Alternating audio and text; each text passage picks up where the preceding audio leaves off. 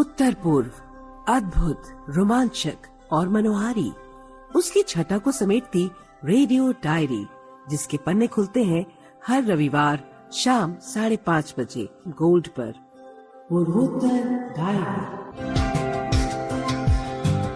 नमस्कार श्रोताओं, पूर्वोत्तर डायरी के एक ताजा अंक में आप सभी का स्वागत है। हर रविवार शाम 5:30 बजे हम पूर्वोत्तर डायरी के पन्ने आपके लिए खोलते हैं। पूर्वोत्तर राज्यों की विभिन्न गतिविधियों से आपको रूबरू करवाते हैं।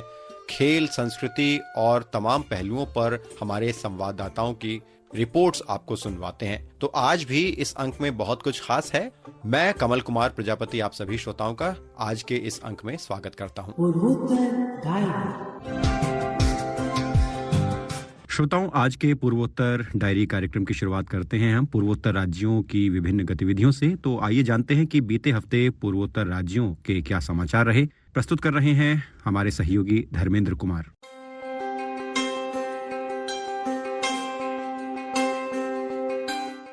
देश के पूर्वोत्तर क्षेत्र ने पिछले 11 वर्षों में प्रधानमंत्री नरेंद्र मोदी के नेतृत्व वाली एनडीए सरकार के कार्यकाल में विकास और प्रगति का एक नया चरण देखा है। विकसित भारत का अमृतकाल विषय पर आयोजित एक संवाददाता सम्मेलन में केंद्रीय बंदरगाह, पोत परिवहन और राजमार्ग मंत्री सर्बानंद सोनोवाल ने कहा कि पिछले एक दशक में सरकार द्वारा किए गए भारी निवेश ने पूर्वोत्तर में बुनियादी ढांचे को अभूतपूर्व रूप से मजबूत किया है। इसमें सड़कों, पुलों, संपर्क मार्गों और संचार नेटवर्क का व्यापक विस्तार शामिल है। उन्होंने ये भी बताया कि क्षेत्र में एम्स, आईआईएम, आईआईटी जैसे प्रमुख संस्थानों की स्थापना की गई है। साथ ही राष्ट्रीय स्तर के कृषि अनुसंधान केंद्र और आधुनिक हवाई अड्डों का विकास भी हुआ है।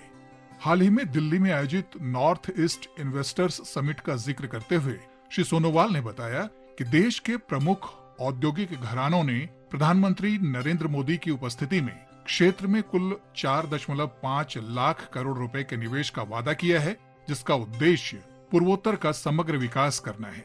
उन्होंने कहा कि प्रधानमंत्री मोदी पूर्वोत्तर को दक्षिण पूर्व एशिया के लिए एक रणनीतिक केंद्र और भारत के आर्थिक विकास का इंजन मानते हैं। ये दृष्टिकोण प्रधानमंत्री के पूर्वोत्तर के प्रति विशेष स्नेह और प्रतिबद्धता को दर्शाता है। श्री सर्बानंद सोनोवाल ने बताया कि पिछले 11 वर्षों में प्रधानमंत्री मोदी 70 से अधिक बार पूर्वोत्तर का दौरा कर चुके हैं।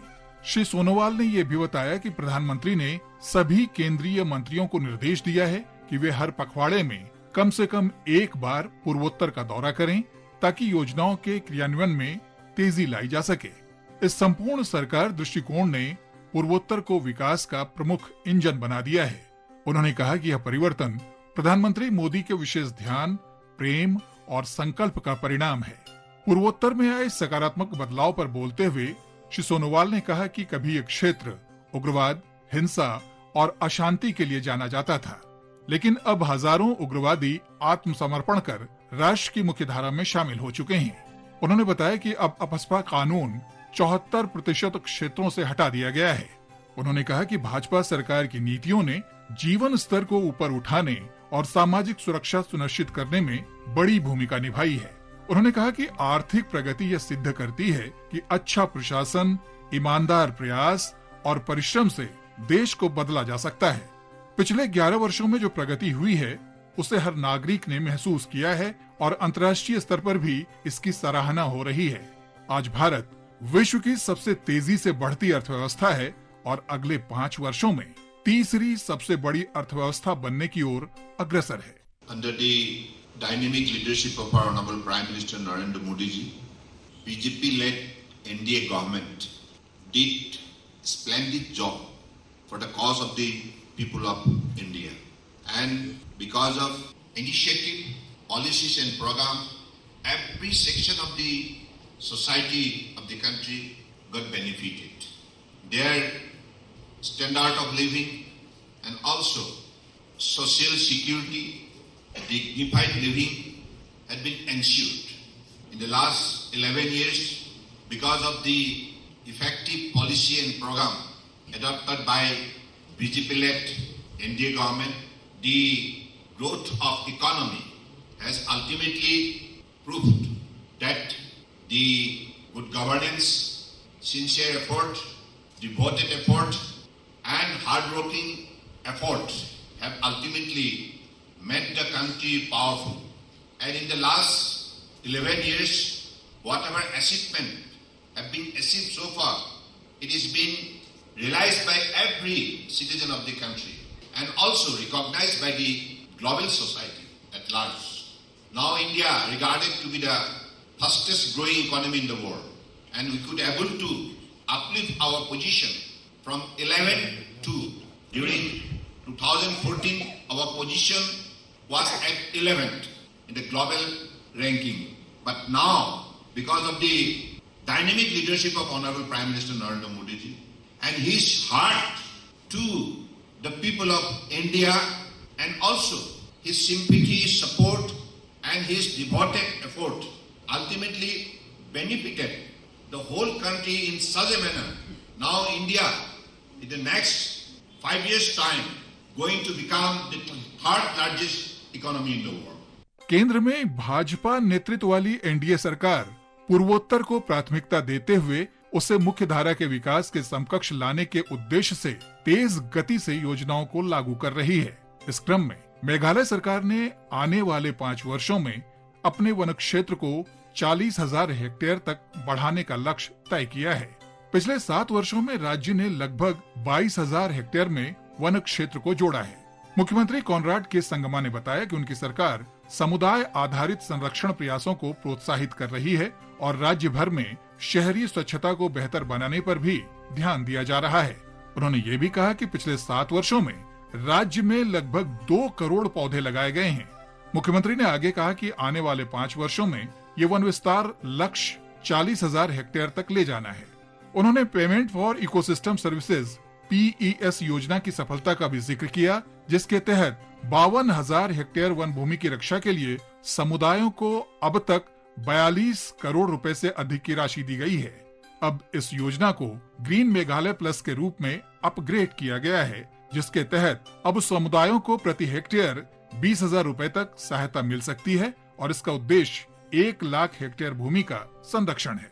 Government of Meghalaya has been working tirelessly in the last 7 years for preservation of the environment and overall increasing our forest cover, and also in terms of cleanliness and other aspects of the environment. Close to about 22,000 hectares of new forest cover has been grown in the last 5 years, where about close to 2 crore saplings have been planted by the different departments and different agencies of the government. In the next 5 years, we have a target of covering 40,000 more hectares of forest cover.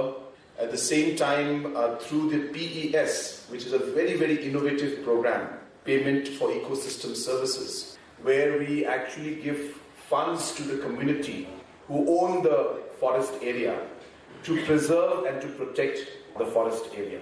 And through this program, about 42 crores has been distributed to the community, and close to about 52,000 hectares of forest cover has been stocked, we can say, has been protected and has not been destroyed. प्रमुख मुख्य one संरक्षक RS Gill ने मेघालय की समृद्ध पारंपरिक पर्यावरणीय जागरूकता की सराहना करते हुए कहा कि राज्य के पवित्र उपवनों से लेकर जीवित जड़ पुलों तक यहाँ के समुदायों ने स्थायी संरक्षण के अद्भुत उदाहरण प्रस्तुत किए हैं। उन्होंने कहा कि ग्रीन मेघालय और ग्रीन मेघालय प्लस जैसी योजनाएं इसी परंपरा को आगे बढ़ा रही हैं। प्रमुख मुख्य वन संरक्षक ने ये भी बताया कि राज्य सरकार ने वन विभाग की अधोसंरचना सुधार में महत्वपूर्ण निवेश किया है। बेहतर आवास और परिवहन सुविधाओं ने हमारे फील्ड कर्मचारियों की कार्यक्षमता और मनोबल में काफी वृद्धि की है। Is a statement of the commitment of the government to forest and environment, as well as a tribute to the undying spiritual connection of our people with the forests. A visit to the sacred groves will show how the communities have for generations, by their own active participation, preserved their forests. Every visit to the sacred groves is a personal experience of learning for all government functionaries, including me, to see how much the community can achieve on its own when they have such a deep-seated link with the forest. The living root bridges at Modilong, where a whole new innovation has been brought into effect, shows that the thinking process has continued for generations, refined over generations, to reach a certain denouement which we are proudly witnessing in our time. The government of Meghalaya has taken forward this long-abiding tradition and initiated measures, most important, to involve the community in protection of the forests. And this is at the core of the Green Meghalaya program, under which payment of ecosystem services are made to the community to protect their forests. This has now been upgraded to Green Meghalaya Plus, which offers better facilities, better results for the community. Meghalaya सरकार का लक्ष्य है कि अधिक से अधिक स्थानीय समुदायों की भागीदारी से वन कटाव और जलवायु परिवर्तन की चुनौतियों का सामना किया जा सके। इसी क्रम में शैक्षणिक क्षेत्र में एक महत्वपूर्ण पहल के तहत नागालैंड स्थित सेंट जोसेफ यूनिवर्सिटी ने विदेश मंत्रालय के अधीन नीति अनुसंधान संस्था research and information system for developing countries RIS के साथ एक समझौता ज्ञापन MOU पर हस्ताक्षर किए हैं। यह समझौता ग्लोबल साउथ और त्रिकोणीय सहयोग उभरते आयाम विषय पर दिल्ली में आयोजित एक अंतर्राष्ट्रीय सम्मेलन के दौरान हुआ। इस सहयोग के तहत सेंट जोसेफ यूनिवर्सिटी देश भर के 23 उच्च शिक्षण संस्थानों में से एक है जो RIS के साथ मिलकर शोध, संकाय आदान प्रदान, शैक्षणिक संसाधनों का साझा उपयोग और अंतर्राष्ट्रीय मुद्दों पर संयुक्त सम्मेलन आयोजित करेंगे। ये समझौता संयुक्त प्रकाशन, शोध सामग्रियों के आदान प्रदान और संस्थागत क्षमताओं को मजबूत करने की दिशा में भी एक अहम कदम है, जिससे पूर्वोत्तर क्षेत्र में ज्ञान और विकास की दिशा में नए आयाम खुलेंगे। ये जानकारी हमारी पूर्वोत्तर संवाददाताओं की रिपोर्ट पर आधारित है।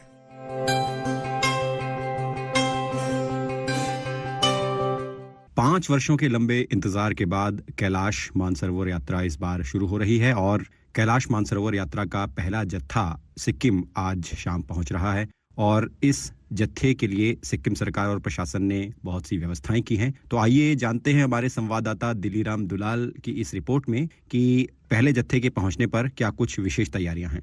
कैलाश मानसरोवर यात्रा के लिए तीर्थयात्रियों का पहला जत्था आज गांतोक पहुंच रहे हैं। सिक्किम सरकार ने तीर्थयात्रियों के स्वागत के लिए सभी तैयारियां कर ली है।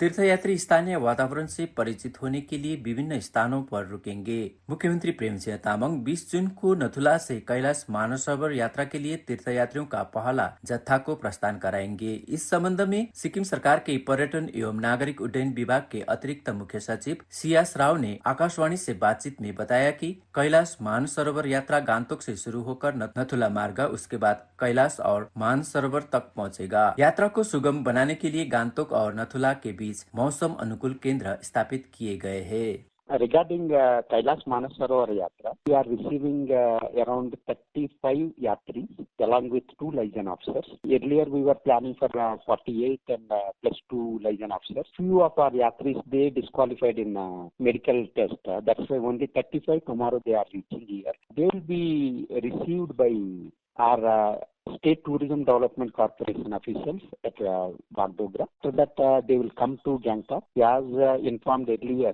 5 days acclimatization formalities are there before crossing the border. First day they are going to stay in Gangtok, that is at around 6,500 feet altitude. Then after that, second and third day, they are going to stay at 17th mile JN Road, where we have our own accommodation. That accommodation has been developed only for yatris purpose.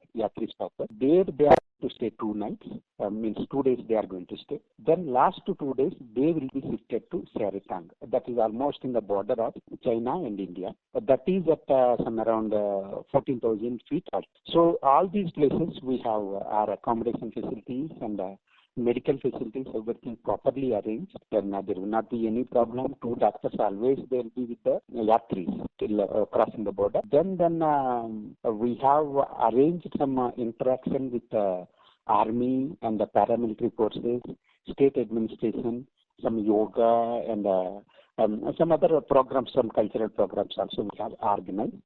Everything will be taken care of by our State Tourism Development Corporation, that is under Tourism Department. one important thing is on 20th they are going to cross India border from Natula to China. From there, to the Chinese government take care of our yatris. That program is going to be attended by our Chief Minister. He is going to flag off. He is going to have an interaction with the yatris. That program, it is almost confirmed. The Chief Minister he has given his consent to attend that thing. So that will be a very beautiful program. Will be attending by all the major topmost army officials from state 17 mountain division. Then state officers they are going to attend. Then all the paramilitary forces heads also they are going to attend this program. That will be a very beautiful program, and we have taken all the care. No need to worry. We are very good hosts even for all the tourists.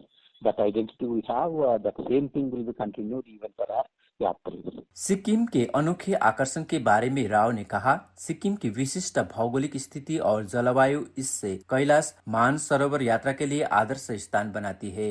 7096 वर्ग kilometre में फैले अपने छोटे आकार के बावजूद सिक्किम में 6 प्रभावशाली वनस्पतियां हैं और इसकी ऊंचाई 300 मीटर से 8586 मीटर तक है, जो कंचनजंगा पर्वत पर सबसे ऊंची है। उल्लेखनीय बात यह है कि गांगटोक से नथुला तक मात्र 49 किलोमीटर की दूरी पर यात्री 3 से 4 अलग अलग वनस्पतियों का अनुभव कर सकते हैं। स्मरण हो, विदेश और वस्त्र राज्य मंत्री पवित्र मार्गेरिटा ने 13 जून को नई दिल्ली के जवाहरलाल नेहरू भवन में कैलाश मानसरोवर यात्रा 2025 के पहले जत्थे को हरी झंडी दिखाने के लिए एक कार्यक्रम की अध्यक्षता की। केंद्रीय राज्य मंत्री ने यात्रियों को उनके चयन पर बधाई दी और उन्हें सुरक्षित और संतुष्टिदायक यात्रा की शुभकामनाएं दी। अपने संबोधन में मंत्री ने भारत सरकार के विभिन्न मंत्रालयों और विभागों जैसे कि रक्षा मंत्रालय, भारत तिब्बत सीमा पुलिस, दिल्ली, उत्तराखंड और सिक्किम की राज्य सरकारों और राष्ट्रीय सूचना विज्ञान केंद्र की भूमिका को मान्यता दी। उन्होंने यात्रा को फिर से शुरू करने के लिए चीनी पक्ष के सहयोग की सराहना की। आकाशवाणी पूर्वोत्तर डायरी के लिए गांगटोक से मैं दिलीराम दुलाल।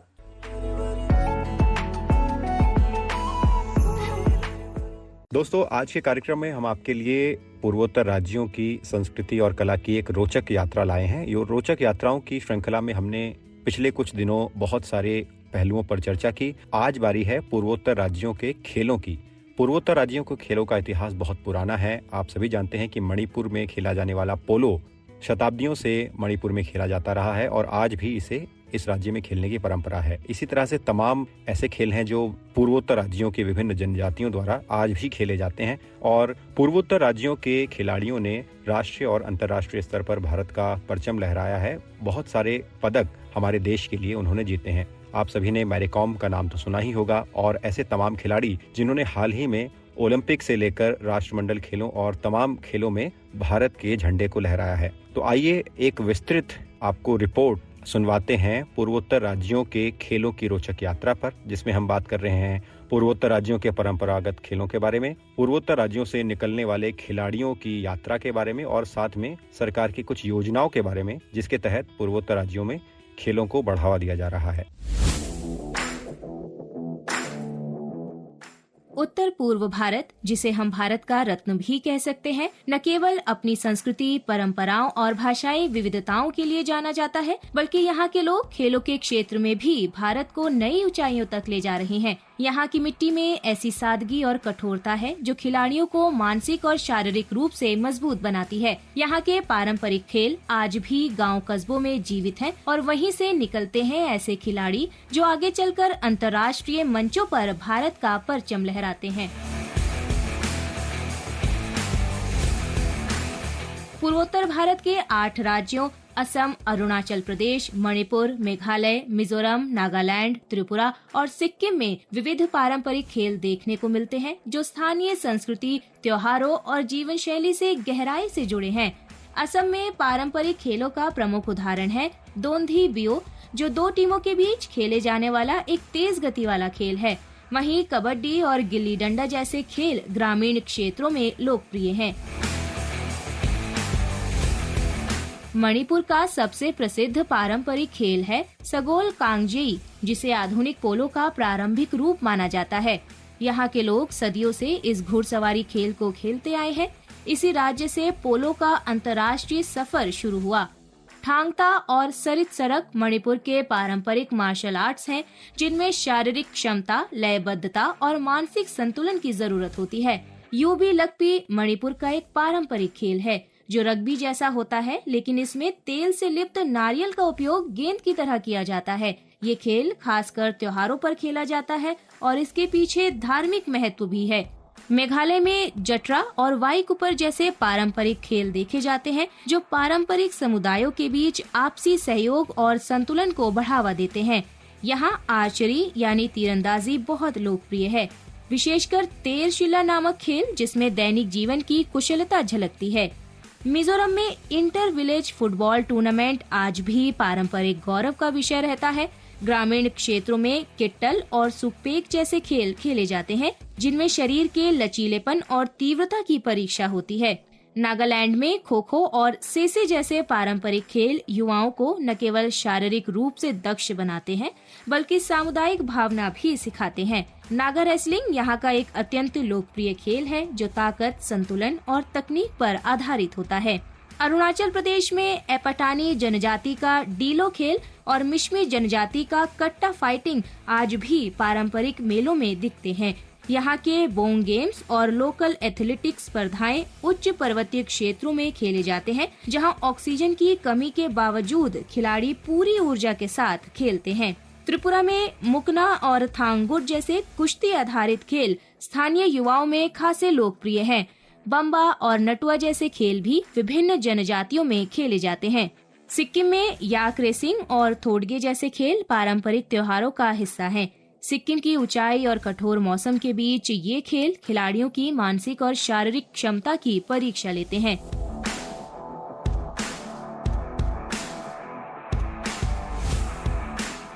ये पारंपरिक खेल न केवल सांस्कृतिक पहचान के वाहक हैं बल्कि खेल भावना, अनुशासन और परिश्रम के बीज भी बोते हैं। यही कारण है कि आज इन राज्यों से निकलकर कई युवा खिलाड़ी देश का प्रतिनिधित्व अंतर्राष्ट्रीय खेल मंचों पर कर रहे हैं। उत्तर पूर्व भारत के खिलाड़ी अब किसी भी खेल मंच पर केवल भाग लेने नहीं जाते बल्कि पदक जीत कर लौटते हैं। इस क्षेत्र की मेहनती और अनुशासित जीवन शैली ने यहाँ के खिलाड़ियों में एक विशेष मानसिक दृढ़ता पैदा की है जो खेलों में अत्यंत महत्वपूर्ण मानी जाती है। सबसे पहले बात करते हैं मणिपुर की मैरी कॉम की। उनका पूरा नाम मंगते चंगनेई जैंग मैरी कॉम है। वे मणिपुर के चुराचांदपुर जिले से आती हैं। उन्होंने 2002 में तुर्की के अंतालिया में आयोजित विश्व महिला मुक्केबाजी चैंपियनशिप में पहली बार स्वर्ण पदक जीतकर दुनिया का ध्यान खींचा। इसके बाद वे 2005, 2006, 2008, 2010 और 2018 में भी विश्व चैंपियन बनी। कुल मिलाकर उन्होंने 6 बार वर्ल्ड चैंपियन बनने का गौरव प्राप्त किया है। 2012 के लंदन ओलंपिक में उन्होंने फ्लाईवेट कैटेगरी में कांस्य पदक जीता। उन्हें पद्म भूषण, पद्मश्री और राजीव गांधी खेल रत्न जैसे पुरस्कार भी मिल चुके हैं।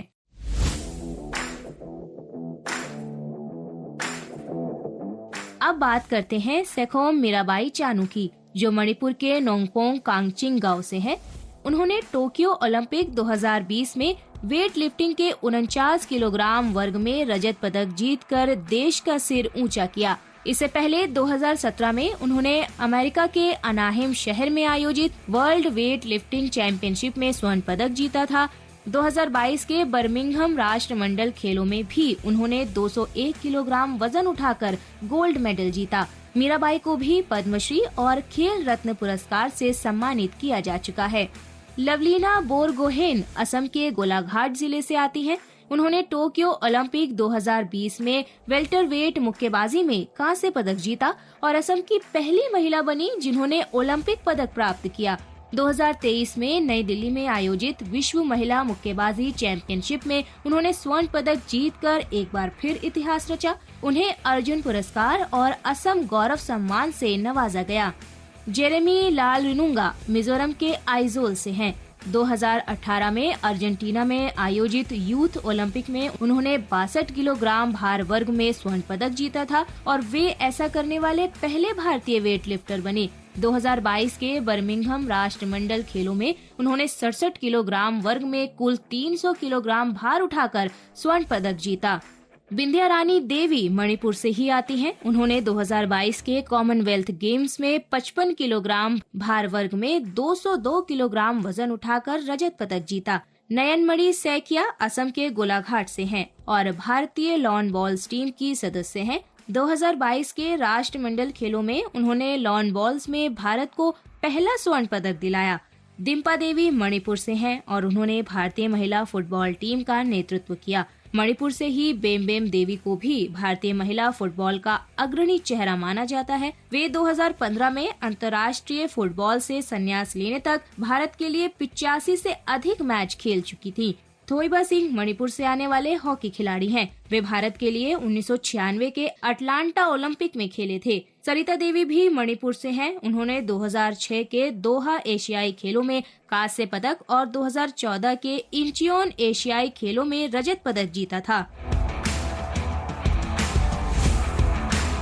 उत्तर पूर्वी भारत के युवाओं में खेल प्रतिभा को प्रोत्साहित करने के लिए केंद्र और राज्य सरकारों ने अनेक योजनाएं शुरू की हैं, जिनका प्रभाव अब स्पष्ट रूप से दिखने लगा है।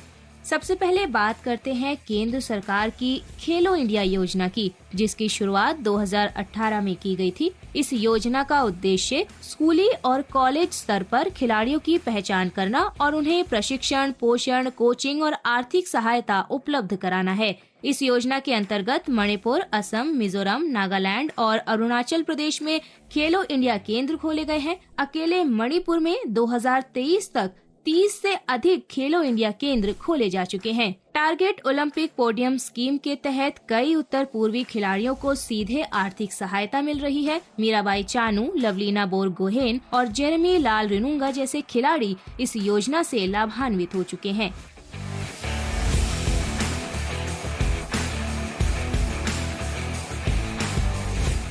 उत्तर पूर्वी क्षेत्रीय युवा संसाधन केंद्र के माध्यम से भी खेलों को बढ़ावा देने के लिए प्रशिक्षण शिविर और प्रतियोगिताएं आयोजित की जाती हैं।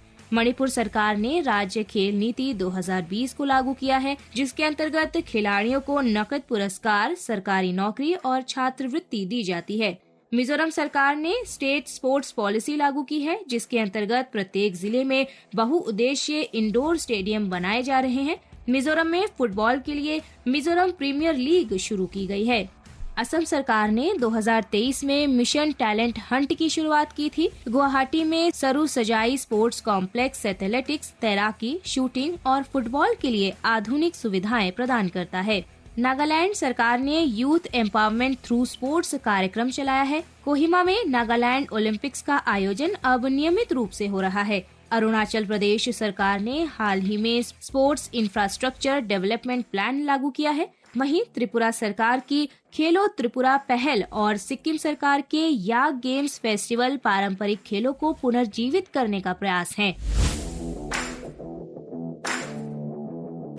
पूर्वोत्तर भारत में भारतीय खेल प्राधिकरण के कई क्षेत्रीय केंद्र भी कार्यरत है।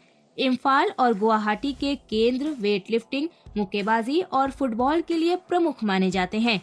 जहां एक ओर संसाधन सीमित है, वहीं दूसरी ओर लगन असीमित है। यही कारण है कि भारत की खेल नीति में अब उत्तर पूर्व एक केंद्रीय स्थान ले चुका है। पूर्वोत्तर डायरी डेस्क के लिए सरफिरोजी।